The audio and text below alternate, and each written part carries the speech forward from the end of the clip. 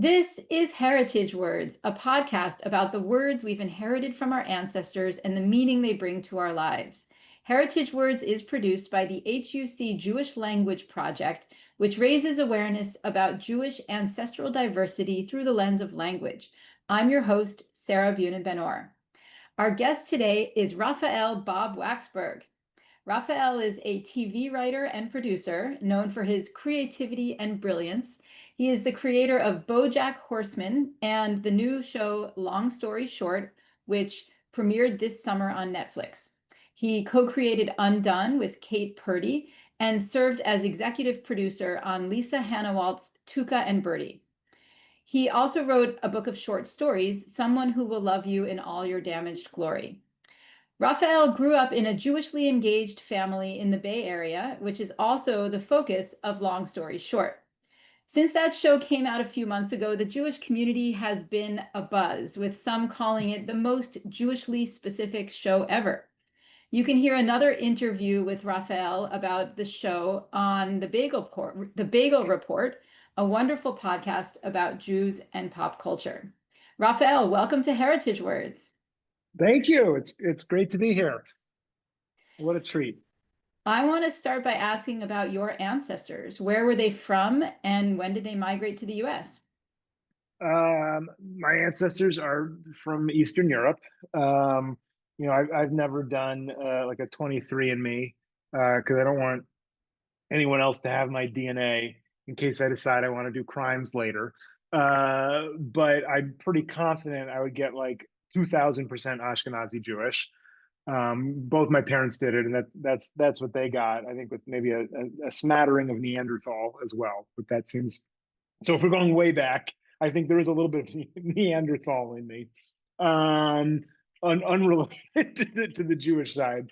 My all four of my grandparents were born in America. Three out of the four were the children of immigrants who had recently come to America. I think my paternal grandfather was just barely born in America. And my maternal grandfather, his parents were Americans as well, but I think their parents came over from Europe. On my mom's side, they're Lithuanians. On my dad's side, more kind of Polish. So I got a little bit of Litvak and a little bit of Galicianer in me if we're really zooming in on the diversity of my sameness. I come from a mixed marriage in that regard. My father grew up in Connecticut, but his parents were real. What you think of when you think of New York Jews. My mother grew up in Minnesota and California, and then I grew up in Northern California as well. So I feel like when I think of like what kind of Jewish I am, I really see myself as like American Jewish more than anything else. Like I think if I had a conversation with Tevye from Fiddler on the Roof, we wouldn't have that much in common as far as what we think of as Jewishness.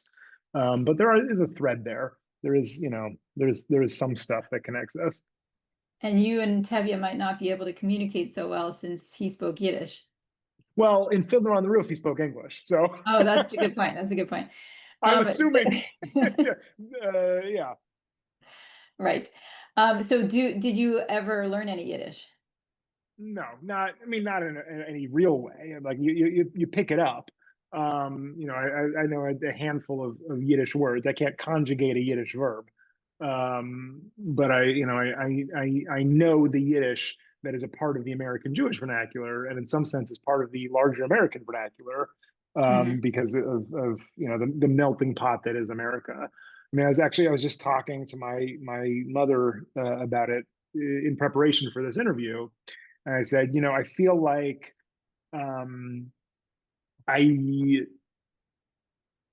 what I got from Yiddish was less from the specifics of my family and more from like Mad Magazine, Mel Brooks, the pop culture that I was devouring.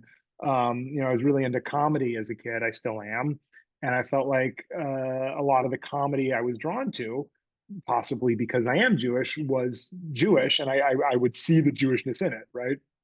You have Groucho Marx performing for a large audience. Hooray for Captain Spaulding, the African explorer! Did someone call me Schnorrer? Or Laverne and Shirley, Shlemiel Shlemazel. I felt like Yiddish was everywhere, and it felt like a special code that I was on the inside of, even though it wasn't like bandied about in my household. Yeah, that makes a lot of sense. And it aligns with the show. The show has a lot of Yiddish words. Obviously, the primary language is English, but there are many Yiddish words, and we'll get back to that in a minute. Mhm. But first, let me ask you about your names. Raphael Bob-Waksberg, tell us about that. Okay, well, I guess we'll go in order. Raphael is my first name. I was named after my great grandmother Rosie, or Razel. So they went Raphael uh, for that. My middle name is Matthew. Is named after my great grandfather Max. So very very much keeping in the tradition of naming the children after the departed ancestors. I have a hyphenated last name, which I think perhaps reflects my egalitarian Bay Area 80s kind of upbringing. It was the thing at the time. My mother's last name is Bob. My father's last name is Waxberg. I think the particularities of having a hyphenated last name or one of the last names is a first name is a little more unusual because people are very confused by it. People are not familiar with Bob as a last name, so I get called Bob quite a bit. Even people will look at my name, Raphael Bob-Waksberg, and say, "Okay, Bob." Bob is such a prominent first name; it like jumps to the front of the line. People who've known me years sometimes they'll still call me Bob by mistake, and I get so embarrassed. And I go, no, I get it all the time. It's very common. Bob I believe, Lithuanian for bean. Not sure why that was my family's name. There's another theory that an ancestor of mine was involved in B'nai Brit. So Bet Bob became the last name. But we're pretty confident that it was not shortened at Ellis Island, that it was Bob in the old country. Hmm. Waxberg, I believe, means growing mountain. Also, don't know what that's about. Uh, but that's the combination of those two names is my name. Yeah, I would guess that both Bob and Waxberg are ornamental names, which is a type of last name in Ashkenazi communities that isn't based on profession or location or anything like that. It's just Mhm. it sounded cool. So yes, Bub actually does mean bean. It's the word bupkis comes from that because Oh, yeah, because bupkis is like little beans and also goat turds, which is okay. why it means not what am I goat turd? So like what am I Got bupkis? it. Yeah. I will take that back with me. That's good information. Yeah, but I'll look up your name and see if I can get more info about that. But okay, so you go by Raphael, and Hmm. that's your Hebrew name as well. Yes, And Raphael Menachem.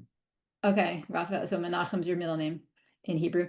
And so that, yes, I also want to ask you about the names and the language in the show, but first I want to hear Hmm. about your creative process, specifically for Long Story Short. Did you write an initial draft of the script for each episode, or did you come to the writers with more general ideas?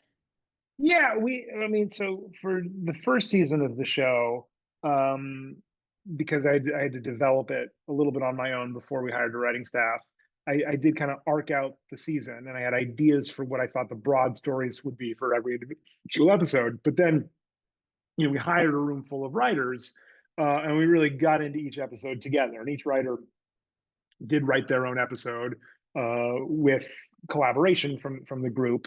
and everybody, but it really was a group project, which I would say I was, the captain of the ship, but I was not the sole creative voice uh, by any means. And I think in putting that room together, it was important to me to have a diverse group of viewpoints in all meanings of the word diverse, and to kind of represent the diversity of the show, and not feel like it has one voice and is just saying one thing, or it just has one relationship with Jewish culture or American culture or anything else. Yeah, so what percentage of the writers were Jewish? About half. Hmm. And even then, I mean, it was enlightening for me to kind of feel the difference of the Jews, and with the actors as well. We had a lot of Jewish actors who come in and go, "Well, how do I pronounce this word?" Or "What does this mean?" Or "Oh, that's not how my family did it." And it was like, I think growing up, we often feel like the way we were raised is the universal way that things are. Especially if you are of a minority or in a smaller community within a community, you go, okay, well, this is how we do it. And so, going out into the world and meeting other Jews who have different experiences has really been enlightening for me and interesting. Yeah, and without offering any spoilers, I'll say that that reminds me of a scene in one of the later episodes of season one where one of the characters says, "There's not one right way to be Jewish," and another character Mhm. responds something like, "Well, you tell us." How does she respond? You Oh, what probably does she say? remember She the exact says, "There is, but there is a progressive, egalitarian, conservative Judaism with an emphasis on ritual and community over faith and blind practice." That's literally the only way it makes sense, and that Exactly. is her opinion. Exactly. And so that's like what you were saying. You get used to a particular type of Jewishness, and that's what you think is appropriate. And yeah. Right.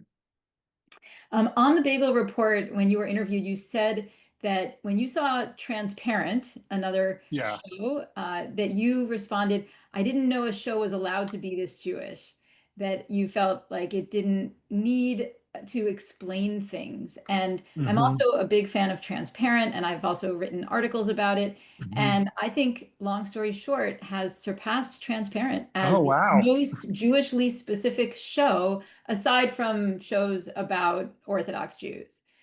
Right. And do you agree? Well, I don't want to put myself in competition with other shows. I think that is open to the eye of the beholder. And would also say that, as we've been discussing, what Jewish means something different to everybody, right? So there are shows that you might say are more or less Jewish, whether how they conform to your version of what Judaism is, right? Like, I think there are people who probably say that Seinfeld is the most Jewish show there could ever be or would be, and that just because another show spends more time in a synagogue doesn't make it more Jewish than Seinfeld in its sensibilities, right? There are lots of ways to define that, and so I am very glad to hear that this show is resonating with Jews on a different register than other shows that have done it before. I think that was certainly, one of the intentions behind the show is that there's a specificity to it, and to its representation, and I guess a lack of reticence or shyness in the way that we show these Jewish characters that I feel like I had not seen before, quite in this way. And I feel like people are taking it in that spirit, which is wonderful. But I say that not to denigrate the purported Jewishness of other Jewish media. Oh yes, I did not mean to put them in competition. But yeah, and I think that's one reason that this show resonates so much with my circles because I am in Mm-hmm. that progressive Mm-hmm. egalitarian world and where tradition is important, And so people keep asking me, "Have you seen Long Story Short?" And I keep Oh, asking them good. because yeah, it's a big deal in my circles. Oh, good. I'm glad. Yeah, and I think so much about the show makes it feel Jewish, like the home decor, the holidays, Mm-hmm. life cycle celebrations and commemorations. And there's an episode about a JCC gala honoring one of the characters. But I would say that language plays an important role in that sense of this show as very Jewish. And so first, how much of the language in Long Story Short is based on language in your family? Some, and again, I would say, my understanding of my family's vernacular is also mixed up with pop culture, that I've accumulated over the years of what I think being Jewish is, right? And so there's some things I'm like, wait, did that come from my grandmother, or did that come from, Dick Van Dyke's mother in Bye Bye Birdie? I'm not quite sure. But I think there are certain things that feel very Jewish to me and very familiar to me. One is the way they talk to each other and talk over each other, right? And you would know the term for this is like cooperative collaboration or collaborative, something like that, conversation, which you might otherwise just call interrupting. But Yes, this idea that some it's people, like, oh, there you go. I just interrupted you. we're doing But it. really, it's Yeah. not interrupting, it's overlapping, right? It's Right. not Like, like, I know what you're going to say. You don't need to finish the sentence because I get what you're saying and I'm already responding to it, but you can still finish. That's fine. I'm not cutting you off. I'm just, let's let this conversation go faster. Right. yeah, And so there's a lot of that on the show, a lot of people talking over each other, talking at once, because that to me feels, I'll say, real. And whether that's Jewish or not, I guess is open to interpretation, but that, you know, I also grew up in a family full of people with ADD. So that was also very much coloring my perspective of how people talk to each other. yeah. So did you write that into the script, the overlapping? Yes, it's very consciously written. There's a lot of like dual dialogue in the script.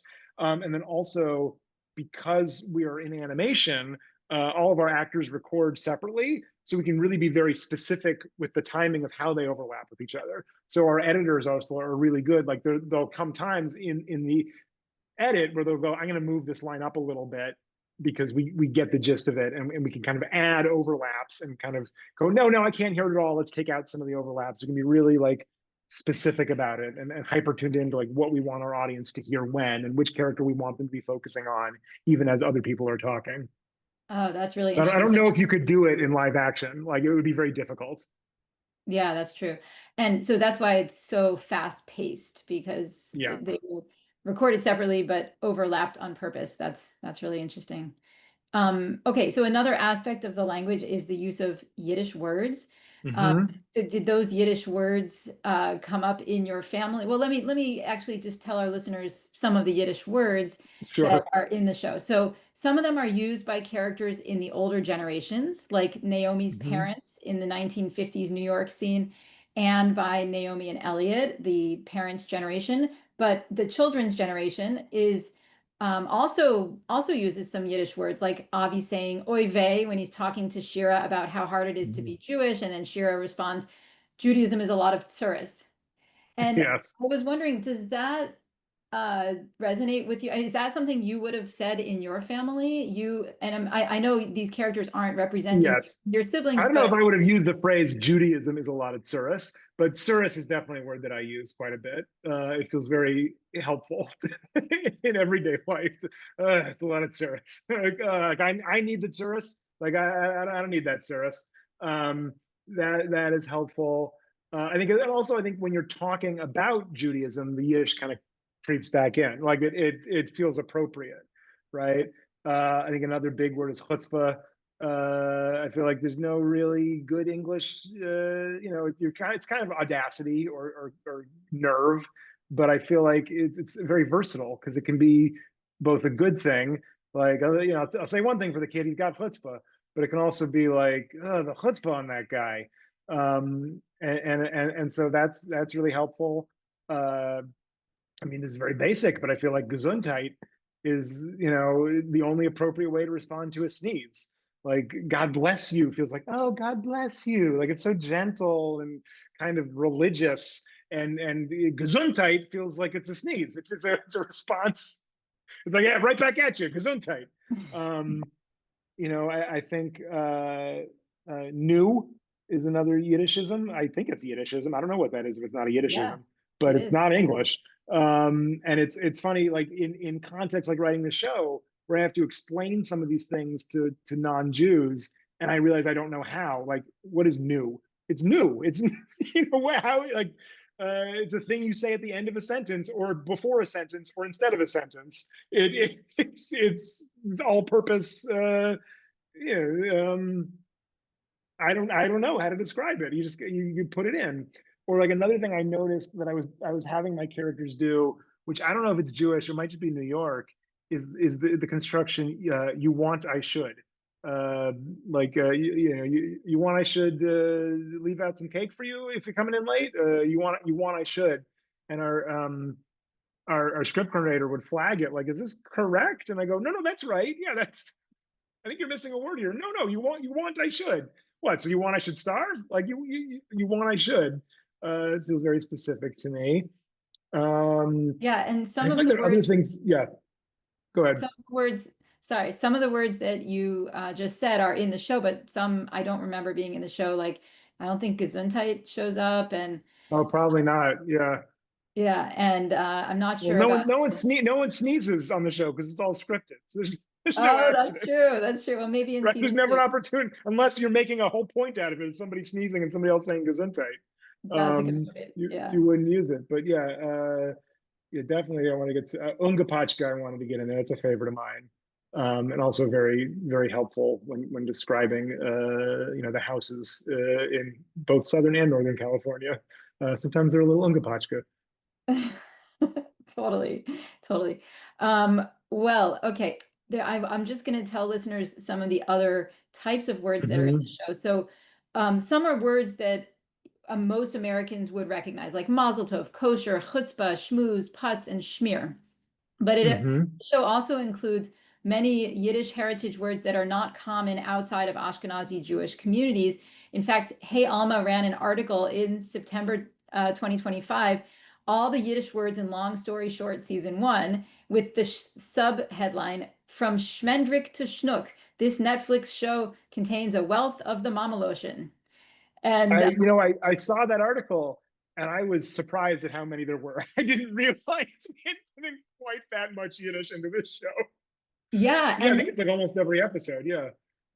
yeah, oh yeah. And in addition to the words that they talk about in their article, I also found other interesting linguistic features of the show. But just to give a little understanding of the types of words. So on Heritage Words, this podcast, we talk Mhm. about heritage words in many semantic domains, that is, in areas of meaning, and all of those are represented in long story short. So there Mhm. are food words like kugel, kichel, knish, babka, schmaltz, and challah. Mhm. Kinship terms like bubby. Terms of endearment and positive evaluation like bubele and kvel. Terms of negative evaluation like kvetch, vildechaya, nudnik, nudge, and schnook. Oh, there's a lot more actually. Schlamazel, schlep, fe, nu, oi veg, oi gewalt, Tsures, verkackte, verstunkene, mishigas. Okay, and then body parts like tuchis and schmeckel. And words in the Mhm. religious domain like Shabbos, Hechsher, Fleshik, Shul, Shiva, and Bris, and cultural specific terms that are not about religion like shtetl, pogrom, and goyim, and then just other random words like shtick and ungepatchke. Yeah. Yeah, that covers all the bases. So when you use these words, do you and the writers discuss concerns about much of the audience not understanding these words? No. Maybe we should. I don't know. I mean, I think all that stuff, I think you get it in context. Like, there are a few lines where I'm like, oh yeah, this is just going to go over people's heads, and that's okay. Like, the example I always point to is my previous show, BoJack Horseman, which was a Hollywood satire, and would throw out things about like the differences between an agent and a manager, and points on the back end, and very, and references to obscure celebrities and like, really inside Hollywood stuff. And people were able to connect to it because, either you're interested in that stuff or you're not, but it goes right past you. And you connect to the, the more universal themes and relationships and characters. And I think we've always thought about this show as being universal in its stories, but specific in its storytelling. Um, I'm a big believer that you find the universal through specifics. there's a famous story, which I like to tell all the time. I'm sure you've heard this before too, of Fiddler on the Roof being such a big hit in America that they went on a world tour. And there's this story that Sheldon Harnick tells about being in the lobby at the premiere in Japan, kind of nervously ripping his program into pieces, going, "What are we doing in Japan? There's no Jews here. They're not going to understand any of this stuff. Why do we think this is a good idea? We're going to lose so much money. We're going to be the laughing stock of the theater community." And then he hears this rapturous applause, and people are screaming out in the lobby, so excited. And someone comes up to him and says, "I got to tell you, I don't know how this show made sense anywhere but Japan. This is the quintessential Japanese story. It's all about parents and children and tradition and letting go and modernity and how to kind of hold these ideas in your head simultaneously. And obviously, you kind of forget about those universal themes when you're watching it, but they wash over you." I think that was my approach here as well, is that like, let's put the specifics in, let's make it feel specific and real and not compromise that. And that audiences will find their own way in. Yeah, I think that makes a lot of sense. And you're right. There are some lines that will kind of go over people's head, like when Naomi says, we're going to be late, we're going to miss Mashiach, and like Yes, I was thinking the same thing. Like that's an early line of like, oh, some people just have no idea what she's talking about and not yeah, even realize that it is a joke. Like they're gonna think, oh, we're gonna miss, with this traffic, we're gonna miss the Mashiach, the line. And if you don't know what Mashiach is, you think, oh, they're gonna miss something because of the traffic. yeah. Um, but if you get it, then it feels like it's an extra little thing just for you. The same way when I was reading Mad Magazine or watching Mel Brooks movies, I felt like these things are just for me. Like I think that's good. Yeah, I'm glad you brought up Mad Magazine and you mentioned before the Marx Brothers. And I think Mhm. that is how Yiddish came to be seen as an important language in comedy, was shows and magazines like that. And also like that's how a lot of people learned a lot of the Yiddish words, and how a lot of the Yiddish words that are still used in Jewish communities were maintained partly through that pop culture. Mhm. And so I think your show may play that role in the 2020s. Wouldn't that be lovely?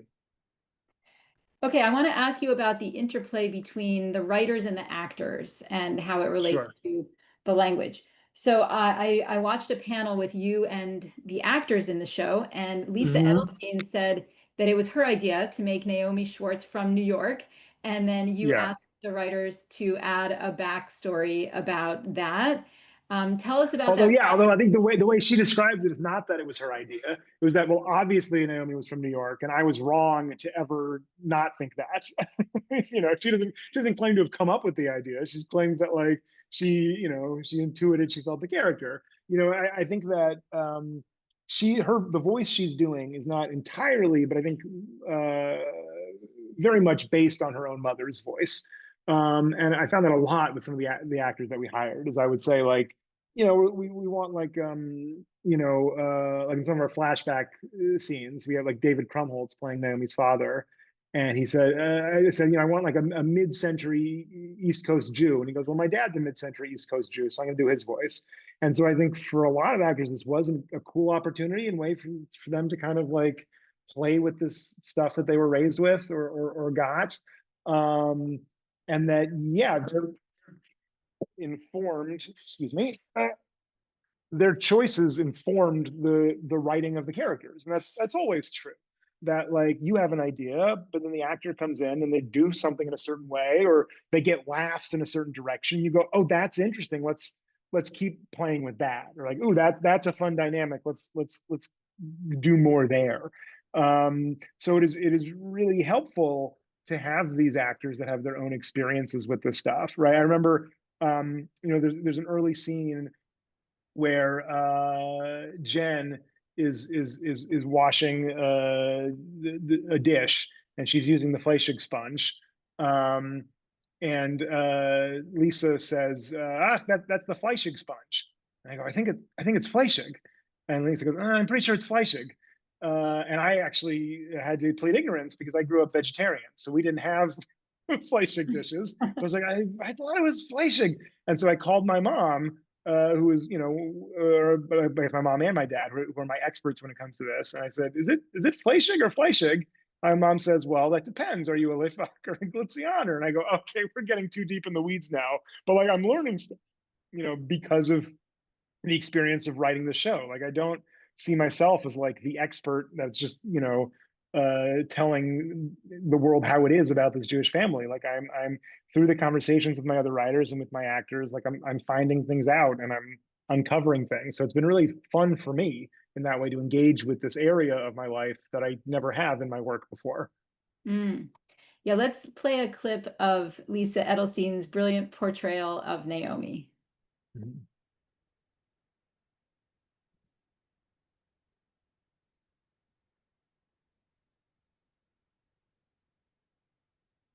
I just thought the phone would be a way to see Hannah once in a while. I know, I'm Mom. not complaining, but I never see her, No. and it feels like you're punishing No, I'm not me for what I punishing you. can't imagine, but I'm sure I No, deserve it. no, It's your that's not prerogative. what- I'm not complaining. Dad, you Is it understand true? why Are you we can't terrible give Hannah a phone, grandparents right? ruining Hannah's life? Yeah, I'm gonna go call the hot tub manufacturer. Okay, so that was a scene with Avi and Naomi, and you can hear the New York accent, and you can hear the Mhm. overlapping that we were talking about before. Mhm. And you can also hear her stereotypical Jewish mother content, that the way she's talking about her granddaughter and talking to her son is this overbearing, stereotypical New York Jewish mother approach. And I'm wondering what you think about that, if Yeah. this was an intentional approach. Well, I might say archetypical, not stereotypical, but I understand what you're saying, and I think it was important to me to, rather than run away from some of these stereotypes, to try to dimensionalize them, because I felt like there was some truth to this portrayal that we've seen before and seen perhaps done broadly or offensively. Um, and it obviously doesn't speak for all Jewish mothers or all Jewish women. But there is a strain of it that I recognize that I wanted to portray in maybe a more sympathetic light than what I'd seen before. And so I think, in isolation, some of these scenes might feel abrasive or might feel like, oh, did he have to go there or do that? But I would hope by watching the season and the context of it, that you would come to love this character and appreciate her. And I think a lot of that is Lisa's performance. So I think as such an empathetic view of this character and plays her so truly, and you do feel how much she loves and wants to be loved.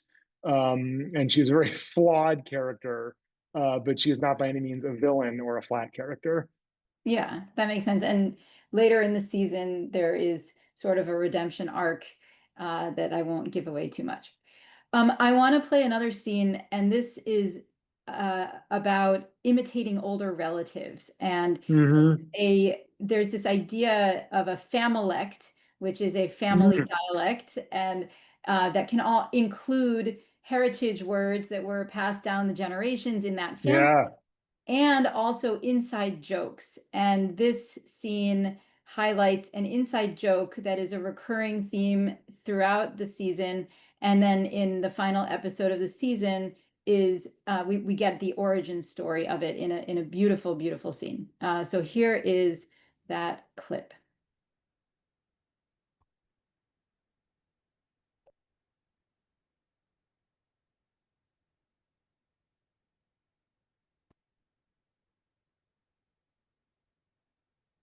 Look at him sucking up the oxygen like this weekend is for him. Is not a Shnook entitled to a little schmooze at his great nephew Simcha? You laugh, but a Shnook is entitled. I'm just glad cousin Moisha's not here. Well, the night is young. So tell us about the Shnook inside joke. Yeah. It's From funny. There's a few things going on in that clip, which was a bit of a a gamble for us, but I think paid off. Is, they do the Schnook is entitled bit, and they also reference cousin Moisha, which is also setting up a thing that we learn about much later in the season.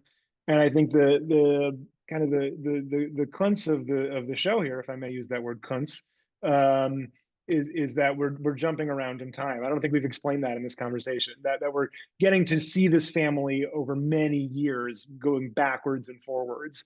And I think some of the fear in making a show like that is you don't want to do stuff that is setting stuff up for later reveals, but is not enjoyable in the moment, or just feels like, okay, there's a bunch of questions like, what does that mean? What does that mean? I guess we'll find out later. And so it's really important to me that while nesting in these little mysteries and reveals, that we're not, it doesn't take away from the enjoyment the first time around. And so one thing I was delighted to see was that this Shnook is entitled bit that they're doing, I think does get a laugh on first viewing, even if you don't know what they're talking about. I mean, you wouldn't know what they're talking about, but it's clear they're making fun of their great uncle, and they're doing a voice, and they're doing some bit, and it's not presented like it's a great mystery to be solved. And then this bit kind of recurs over the course of the season, and that yes, in the finale we see the origin of this bit, but we haven't presented it like it was a mystery that needed to be solved. So I think it feels rewarding when you get the reveal, but structurally you're not frustrated in the meantime, and that was really important to me. And this comes from what I also think is universal, not just a Jewish thing, of like families have inside jokes, families have bits that they do with each other. You know, we have a number of them in my family that would make no sense to anyone outside of our family, and I think one of the things I was looking forward to in telling a story about family was getting to introduce stuff like that, because that I think makes the family feel real and makes them feel like they have history together, and there's a texture there.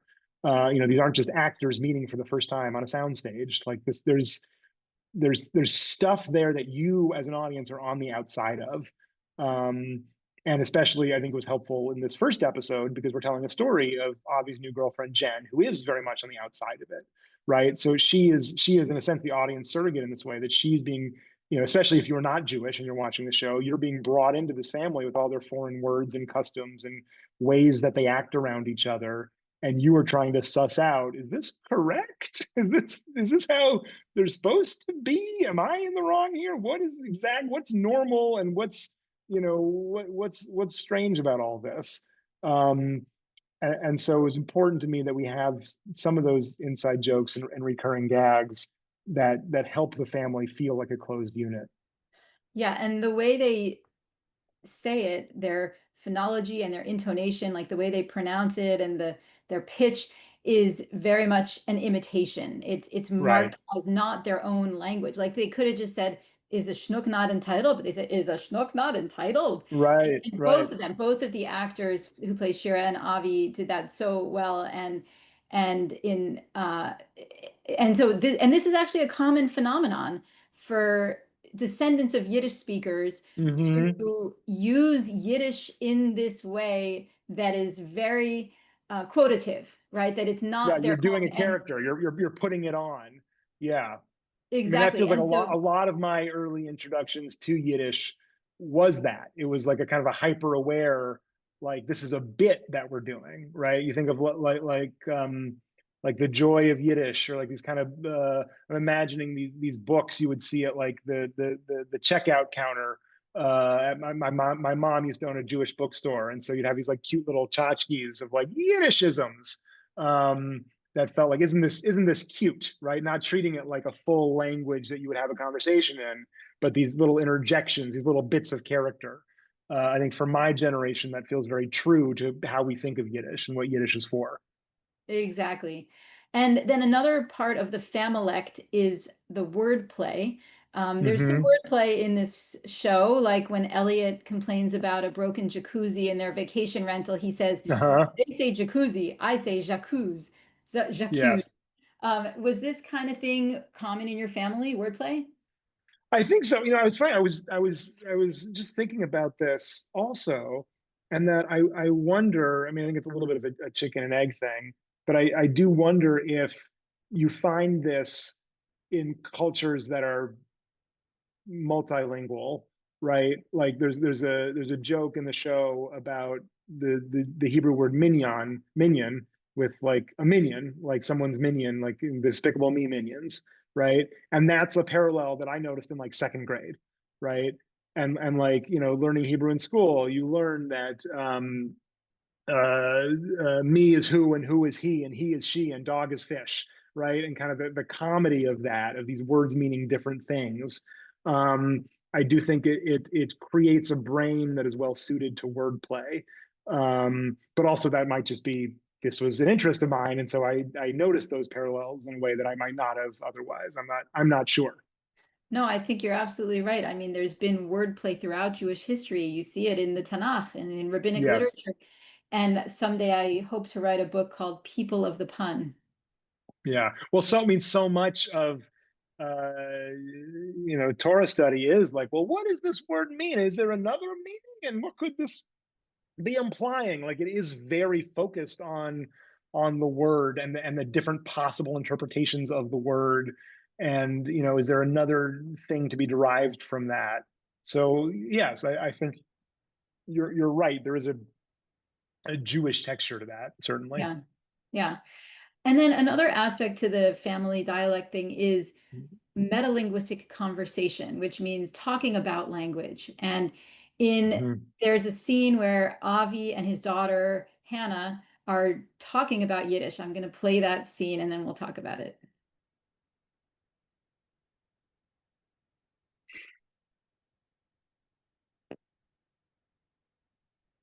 Clothes are designed to fall apart, plus they're tacky.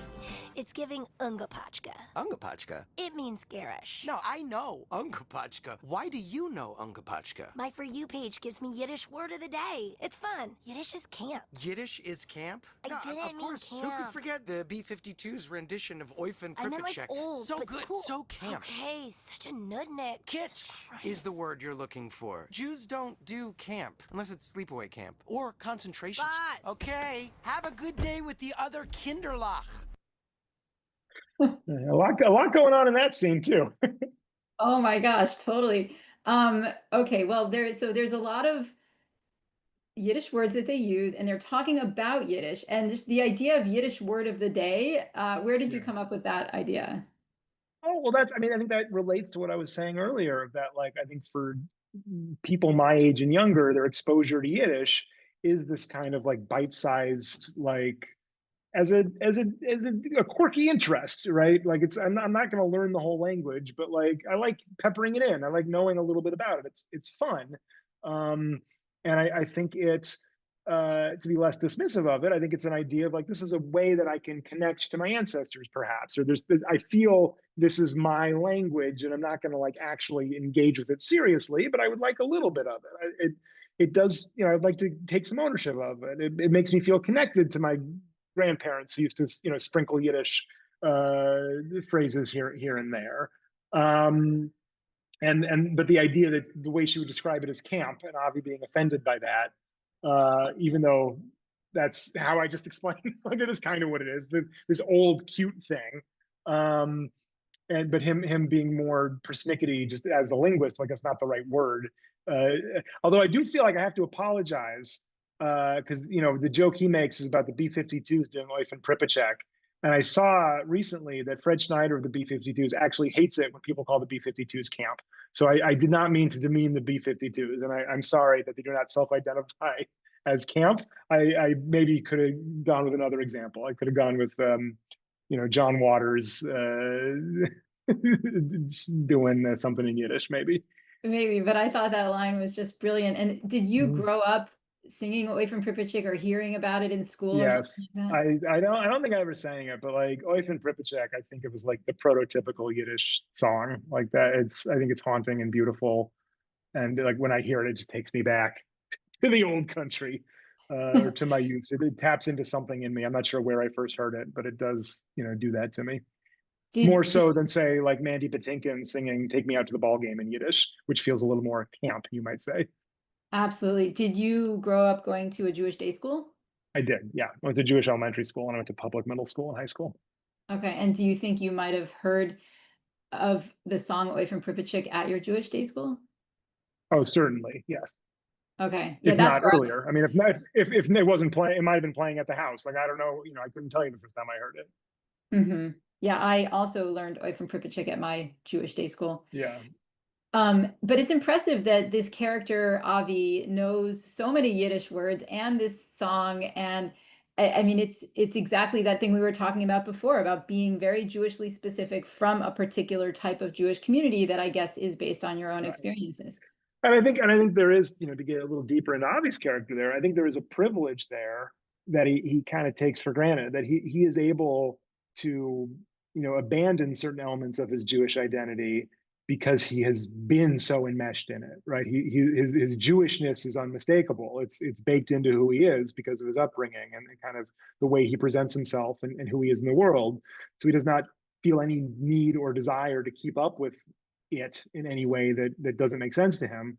Whereas his daughter, who's one generation removed from all of that, is aching for a little bit more because she does not feel as intrinsically connected to it. And that was a dynamic that was very interesting to me, and I wanted to explore on the show. I loved that, and I'm excited for season 2, hoping Hannah has a bat mitzvah. And We will sorry, see. I guess that might have been a bit of a spoiler, but anyway. That's okay. Okay. So I want to ask about the names. If So anyone listening still hasn't seen the show, what are you waiting for? Go watch it. totally. Pause the podcast and come back. Totally. So Schwooper, it's a brilliant portmanteau last name of Naomi Schwartz and Elliot Cooper. And then also brilliant, the Schwooper Hoopers, when Shira marries Kendra, and that's their hyphenated name. And then Shira and Kendra's kids, Walter and Benjamin. Was that intentionally a reference to the German Jewish philosopher Walter Benjamin? It might have been. It wasn't. If that helps you, I'll say yes. I won't go deeper than that. I mean, I think it felt like, I like that this is, it connotes like old school Jewish is kind of what I was going for. And I like that, yes, it's a guy, but also these names individually feel like, oh, these are like grandparent names that they're naming their kids. These kind of cyclical names that come back, after skipping a couple generations because they sound old, and then suddenly they sound young again because all the old people with those names have died off. Yeah. And then Elliot and Naomi are appropriate. They're names that could be but aren't necessarily Jewish. Naomi is more likely to be Jewish because it's biblical, but I looked up the rankings in 1950 and it was ranked 271 in the US. Okay. Oh, interesting. Yeah, but her sisters are Carol and Susan, which were both ranked in the top 10 in 1950. And then Elliot, well, she's the youngest, so they got through the common names, and then like, all right, what else can we do? Yeah. And then Elliot and Naomi have children with distinctively Jewish names, Avi, Shira, and Yoshi.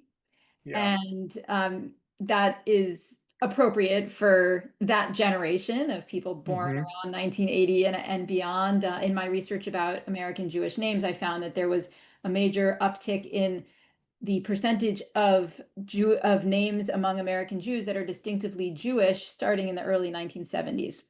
Oh, good. Because that was, I mean, again, just my anecdotal observation that felt correct to me as well. And interesting, right? That you'd have these kind of very broad American named parents who would give their kids distinct Hebrew names that most non-Jews would not know how to pronounce necessarily or understand. That felt very true to my generation, my parents' generation. Yeah. And then Avi and Jen's daughter is Hannah, which is a name that was popular at the time she was born, but it's also a biblical name. A good general all-purpose name for anybody. Yeah. Yeah. And I feel like maybe Avi said something about naming Hannah after Naomi's mom, Annie. Is that true? That's right. Yes. So presumably, I'm assuming that Annie's name was Hannah. And so if Hannah has a Hebrew name, it's Hannah. And that's the connection. Yeah, so there's just so much, even in the names, that is Jewishly specific and Ashkenazi, and it's really, really impressive. Oh, and even Yoshi, who goes by Josh in some professional context, and I'm assuming after his, spoiler alert, increased interest in Orthodox Judaism, that he will maybe start going by Yoshi more fully, or maybe stop using Josh in professional context or something like that. Right. Yeah. And then one more interesting name thing is just the name of one of the bakeries, Babka Streisand. Yeah. Brilliant. How did that one Thank come you. about? I don't remember. I think that was in the writing. I mean, sometimes these things are done by the artists in designs, and they're not in the script. But I think Bob Streisand was in the script by the episode was written by Jordan Young. I think he came up with that. As you know, I think one thing we wanted to do with the show was make it feel fully of its world and find ways to sprinkle in Jewish even where it might not even feel necessary, right? And kind of just like add a little extra, like, you know, if there's a choice here, Jewish or non-Jewish, what's the Jewish version? Like, can we just like help it kind of feel more of this milieu and of this world? And so there are other like small details like that of like, we didn't need to, but it helps, I think, the whole, you know, the texture of all of it. Absolutely.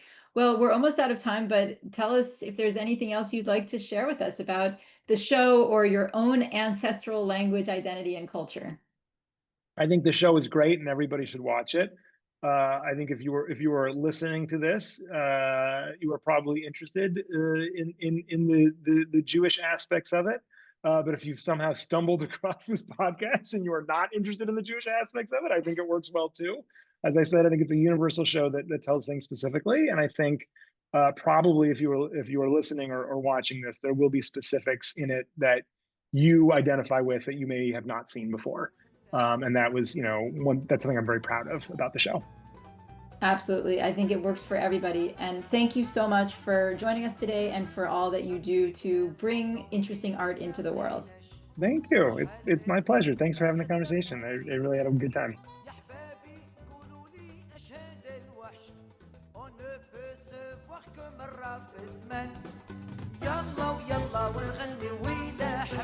Heritage Words is a partnership of the Hebrew Union College Jewish Language Project and HUC Connect, supported by tax-deductible donations from listeners like you. I'm the producer and host, Sarah Bunin Benor. Kyle Elbaz Fingerhut is assistant producer, Avishay Artsy is editor, and Talia Ehrenberg is video editor. The music is from Maurice El Medioni's French and Algerian Arabic album Café Oran, featuring the Klezmatics David Krakauer and Frank London, courtesy of Piranha Records. This podcast is one of the many ways the Jewish Language Project raises awareness about the diversity of the Jewish people and the phenomenon of heritage words. We also have online crowdsourced dictionaries where you can find the words mentioned on the podcast. We post Jewish Word of the Week and fun facts on social media. And we offer free educational materials and exhibits that you can visit online or display in a synagogue, museum, or community center. Contact us about our live taping opportunities. Looking for gifts for Shabbat dinners and Passover seders? Check out our whimsical multilingual t-shirts, tote bags, stickers, and aprons. You can find all this content and donate, volunteer, or sign up for our email list at jewishlanguages.org. Thank you, merci mucho, soch boshi, rahmat, shukran, toda rabah, ashenem dank.